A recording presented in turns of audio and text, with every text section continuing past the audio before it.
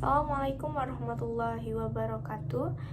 I will introduce myself. My name is Anissa Yulia Sari and I'm from PBIA. Now I will read article with the title Everyday Life in the Soviet Union, the Shopping Runaround.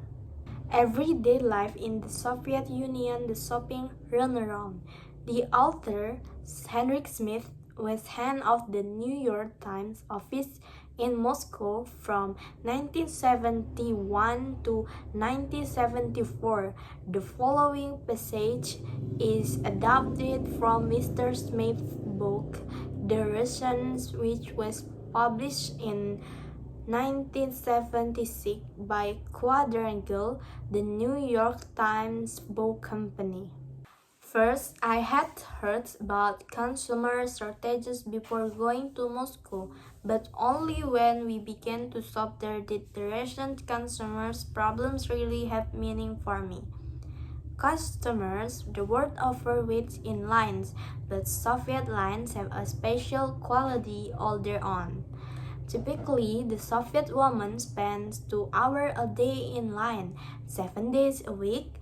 Personally, I have known of people who stood in line 90 minutes to buy 4 pineapples and 3.5 hours to buy 3 large heads cabbage, only to find the cabbage were gone as they approached the front of the lines.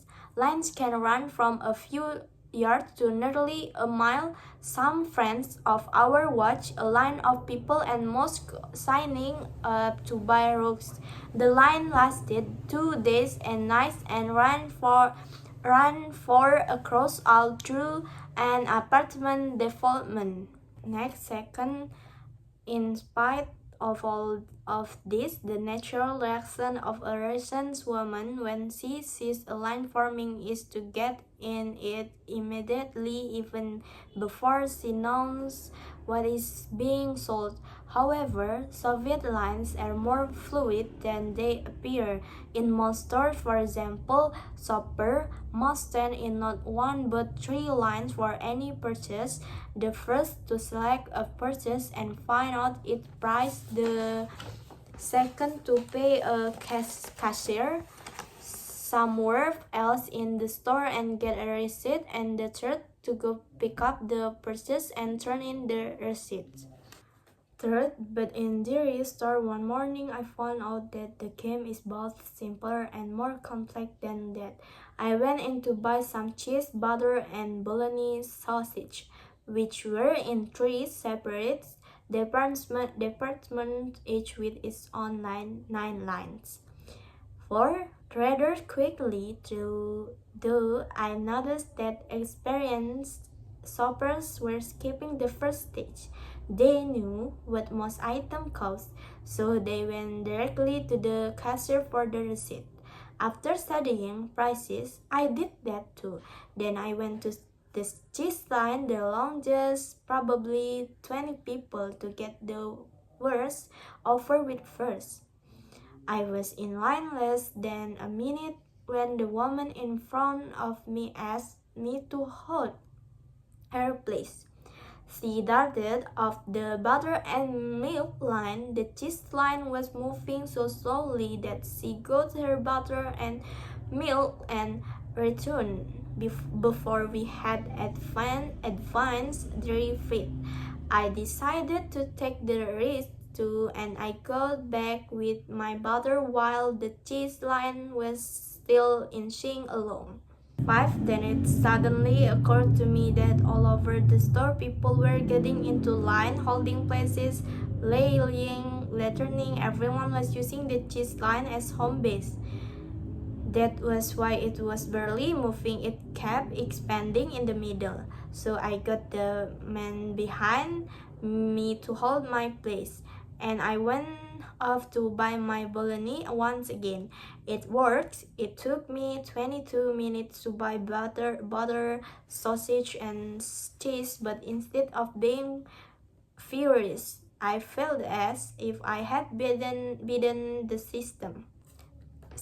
This competitive shopping gives an atmosphere of tension to Russian life. People burst into stores and bumped into each other with faces set in combative expression. You have to understand, said a kind, gray-haired person, that for as long as we can remember, shopping has been a struggle. Life is a struggle. 7. There is hardly an effective advertising to help shoppers. Americans complain about the customs commercial in the United States, but they might reconsider if they were exposed to the customer blackout in Russia.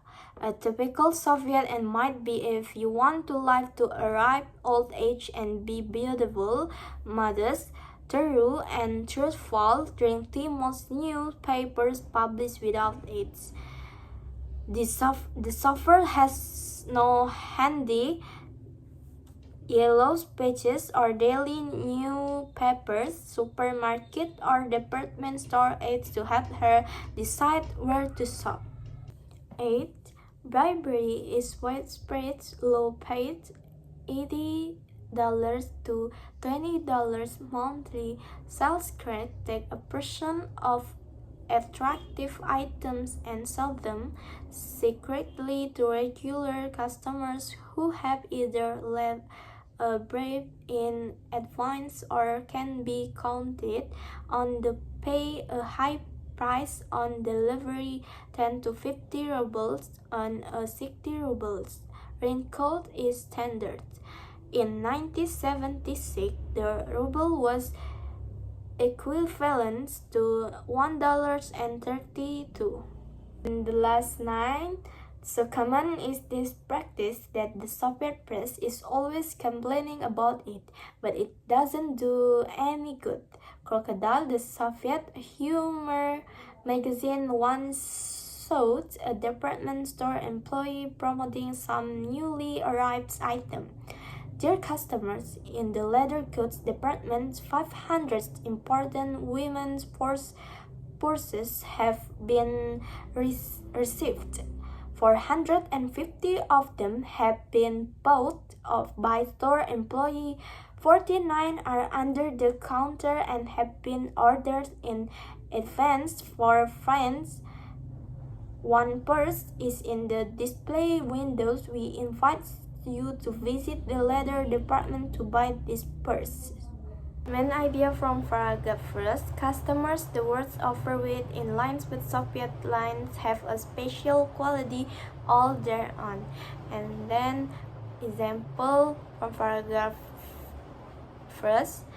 Venezuela 2010 economic crisis. Similar to the Soviet Union, Venezuela cities had to wait in long lines for hours to buy essential food items such as flour, oil, and milk. Due to the hyperinflation and product shortages, many people had to wake up early in the morning to secure a spot in the queue.